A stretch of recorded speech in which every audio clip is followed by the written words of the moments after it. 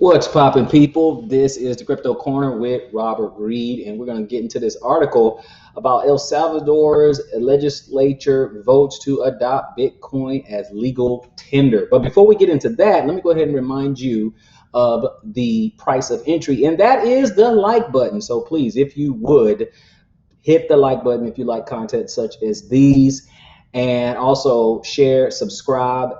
And let's get into the article. And it's official. El Salvador's legislature votes to adopt Bitcoin as legal tender. Let's go ahead and go down a little bit and look at it here.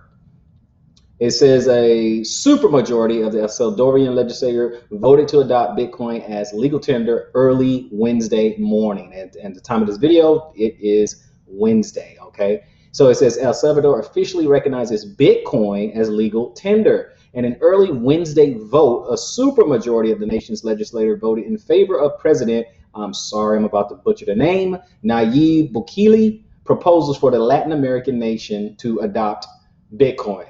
The president intends to sign the bill into law later tonight or early in the morning. 62 members of the legislature voted in favor of the bill, with 19 opposed and 3 abstentions. Bukele, and I am so sorry if I'm butchering that name, I mean no disrespect. President Bukele provided further details about his vision, pitched as an effort to boost financial inclusion in a country where only 30% of the citizens have access to financial services.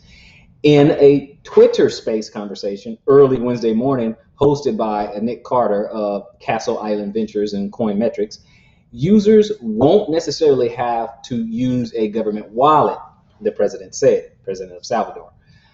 The president of Salvador also said in the same Twitter space conversation that the country is designing a new law that would grant permanent residency to any individual who invests 3 Bitcoin into El Salvador's economy. Wow, that's pretty cool. That's pretty cool. All right. The bill that was just passed will mandate all businesses to accept Bitcoin for goods and services, but the government will act as a backstop for entities that aren't willing to take on the risk of a volatile cryptocurrency, the president said. A trust that the government will set up at the Development Bank of El Salvador to instantly convert Bitcoin to US dollars will assume merchants' risk, he said. It will hold about $150 million, right? So a quote, if there's an ice cream parlor, he doesn't really want to take the risk. He has to accept Bitcoin because it's a mandated currency, but he doesn't want to take the risk of the convertibility. So he wants dollars deposited into his banking account. When he sells his ice cream, he can ask the government to exchange his Bitcoin to dollars, president said. Of course, he can do that in the markets also, but he can ask the government to do it immediately. So either way, if you're a business owner in El Salvador, you're mandated to take Bitcoin, which I don't have a problem with that. And I understand Bitcoin is very volatile, but I would be taking Bitcoin all day long and twice on Sunday. But you take the Bitcoin, and if you just need the dollars, I need the money, I need the cash. The government, El Salvadorian government, will convert it for you immediately. Or you can just go into the markets and go into the exchanges and you can just convert yourself. So either way, you can win-win, you can get the dollars. So you're not stuck with it. But trust me, I wouldn't mind being stuck with some Bitcoin. The Development Bank's Trust Fund would sell some of its Bitcoin it receives for dollars to replenish the fund. Understood. Government officials from El Salvador will meet with the International Monetary Fund in the coming days to discuss the plan. Bukele, or the Salvadorian president, also indicated that the government may promote Bitcoin mining. El Salvador had already been hoping to draw businesses with excess geothermal energy. And while the government isn't specifically looking to Bitcoin mining industry to fill that need, it is one such sector that could benefit, he said. So guys, you have this on here, and I personally think that is a good thing. First, especially with for Bitcoin holders out there, I think that's a good thing. It's a use case.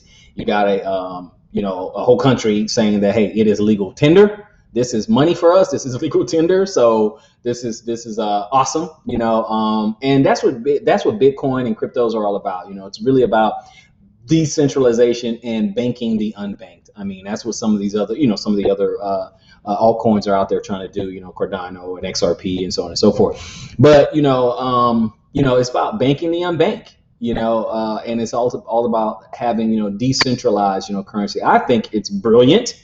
And I also think that any company that adopts, okay, this new paradigm, this new digital economy, I think they're going to be ahead of the curve. I think that's really important that people, understand that this is the way of the future. This is where it is going. So any country that's going to be, left behind, any country that don't adopt this will be left behind. I know that a lot of powers that be in the establishment, they don't like this because it's this technology and this asset class disrupts the status quo. I understand it. I get it.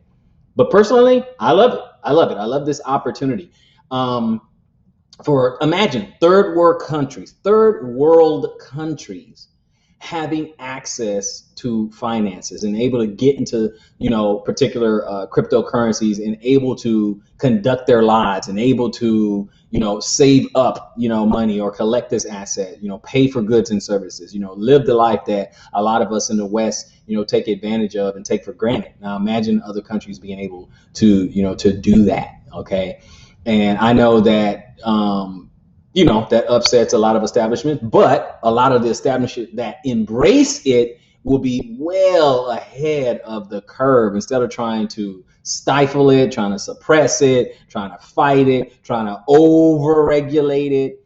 I mean, hey, get on board. This is what the people have spoken. If the people of the world says, look, this is what we want. This is money. This is what we want. This is an asset class. I don't want to say money. You know what I mean? Between cryptocurrencies and fiat. But it's saying this has value. This is what we want to use.